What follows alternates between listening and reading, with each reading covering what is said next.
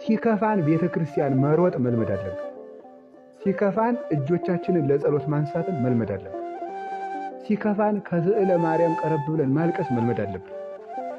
ማልቀስ አልሆነልን ተደፍቶ ዝም ብለን ወግ ራሱ ማውጋት አሰሉ ፊት እመቤታችን እኔ ልጅ ለመሆን ባልበቃም አንቺ ግን እናት ለመሆን ይበቃሽ። ስለዚህ አንቺ ስም ማለት አንዲት ሕፃን ልጅ ነበረችና እናት አባቷ የትንሣኤ ዕለት አቤት ቆይ አሏት። እዛችሁ ሂዱ መቁረብ እፈልጋለሁ። አይቻልም። ቆይ ዛሬ ቤት የምትጠብቂ አንቺ ነሽ ብለው ዘግተውባታል። እመቤታችን ስል ቀረብ ብላ ግፌን ተመልከች። እኔ የልጅሽን ብርሃን ማየት እየፈለኩ ከልክለውኝ ሲውሉ ልብ በይ። ትንሽ ልጅ እኮ ናት። እንደዚህ ስትል ወደኋላ እመቤታችን ከስዕሉ አናገረቻት። ምን ተኮንኪ ለታንቺ ልጅ ምን ሆነሻል አለች።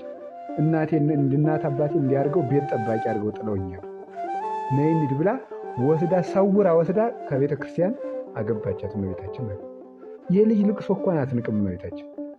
ግን ሰው በፍጹም ግን ልብ የለው። ሲከፋው ወደ እግዚአብሔር ማልቀስ ሲገባው ነገሩን ነው የሚያነሳ ማለት ዝም ብሎ። ይሄ ነው ችግሩ ማለት።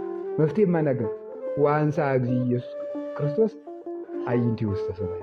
ጌታችን መድኃኒታችን ኢየሱስ ክርስቶስ አይኑን ወደ ሰማይ አነሳ። እስኪ ወደ ሰማይ አነሳ በሉ። መከራ ሲገጥማችሁ ወደ የት ዙሩ ለማለት ነው። አቤት ወደ ምዕራብ ዙሩ አላለ። ዲያቆኑ ሲቀድስ ወደ የት ዙሩ ነው ያለ። ወደ ምስራቅ ተመልከቱ ነው ያለ። ማሰብ ያለብን ይሄ